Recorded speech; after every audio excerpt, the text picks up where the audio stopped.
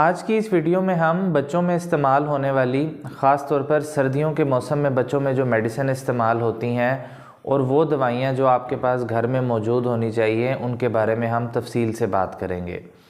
मेरा नाम डॉक्टर ज़ीशान है और मैं चाइल्ड स्पेशलिस्ट हूँ। देखें, सबसे पहले बुखार होना बच्चों के अंदर बहुत कॉमन अलामत है। जब भी कोई वायरल इन्फेक्शन या कोई बैक्टीरियल इन्फेक्शन, चेस्ट इन्फेक्शन कुछ भी होता है तो उसके साथ बच्चों को बुखार हो जाता है।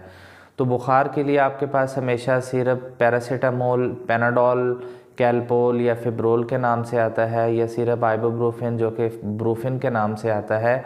आप इसको घर में रखें और बुखार की सूरत में बच्चों में इस्तेमाल कर सकते हैं। अगर आपका बच्चा बहुत छोटा है तो उसके अंदर पैनाडोल ड्रॉप्स इस्तेमाल कर सकते हैं। और एक एहतियात आपने ये करनी है कि सिर्फ ब्रूफिन को 6 माह से कम उम्र बच्चों में इस्तेमाल नहीं करना। 6 माह से बड़े बच्चों में आप सिर्फ ब्रूफिन को इजीली इस्तेमाल कर सकते हैं। और हमेशा बच्चों में जो अद्वियात हैं बच्चों के वज़न के हिसाब से दी जाती हैं।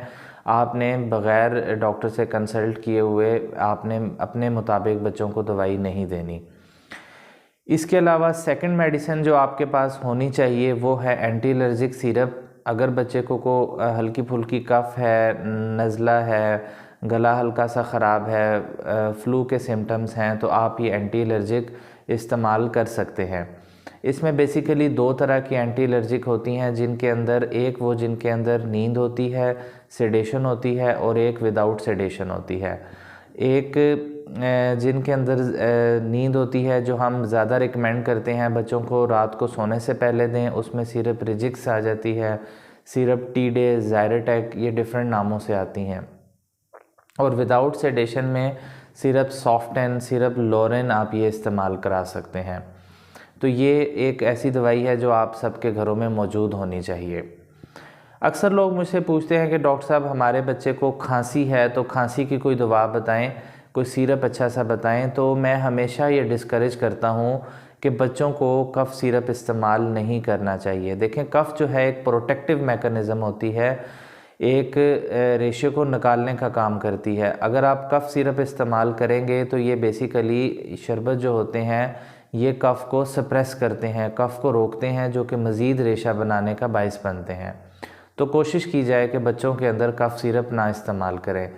इसकी बजाय आप बच्चों को अच्छे से न्यूबलाइज़ कराएं। अगर आपको लगता है कि आपके बच्चे को चेस्ट कंजेशन है, सीना ख़राब है, रेशा है, डॉक्टर आपको बताता है कि इसको न्यूबलाइजेशन की ज़रूरत है, तो आप बच्चे को न्यूबलाइज़ कराएं, जो कि आप डिफरेंट मेडिसिन के साथ करा सकते हैं, जिसमें वेंटोलिन, एटम, क्लैनिल, तो ये मुख्तलिफ़ दवाइयाँ हैं जिनके ज़रिए आप इस्तेमाल कर सकते हैं, बच्चे को निबलाइज़ करा सकते हैं। तो ये इसके बारे में मैंने डिफरेंट वीडियोस बनाई हैं जिसमें एक एक दवाई के बारे में तफसील से बताया है, जो कि आप वीडियोस वो देख सकते हैं। और किस मिकदार में ये बच्चे को भाप देनी है, उन तमाम चीज़ों के बारे में मैंने वीडियो में तफसील से बताया है।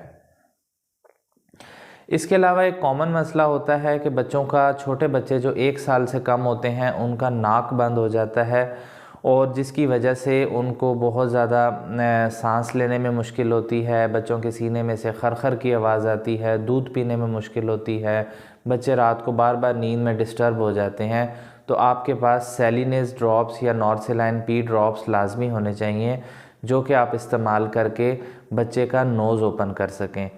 तो ये 3-3, 4-4 कतरे आपने नाक के दोनों तरफ डालकर बच्चे के नोज़ को अच्छे तरीके से क्लीन कर लेना है। अगर बच्चे का नाक साफ़ होगा तो बच्चे को सांस लेने में आसानी होगी और बच्चा कंफर्टेबल फील करेगा।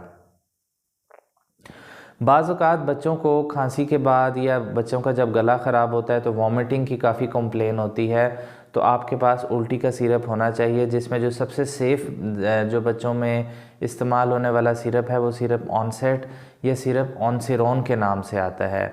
ये वाला सिरप आपके पास घर में होना चाहिए, जो कि आप बवक्त ज़रूरत इसको आप इस्तेमाल कर सकते हैं।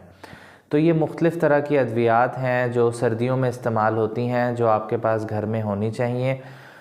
और इसमें आप हमेशा याद रखें, जब भी एंटीबायोटिक आपने यूज़ करनी हो तो हमेशा डॉक्टर को चेक कराएं और बग़ैर किसी वजह के और बिला ज़रूरत एंटीबायोटिक इस्तेमाल करने से इज्तनाब करें। बाज़ औक़ात क्योंकि वायरल इन्फेक्शन होता है और नज़ला ज़ुकाम हल्का फुल्का होता है, जो कि 2, 3, 4 दिनों के बाद ख़ुद ब खुद ठीक हो जाना होता है। तो इसमें एंटीबायोटिक की ज़रूरत नहीं होती।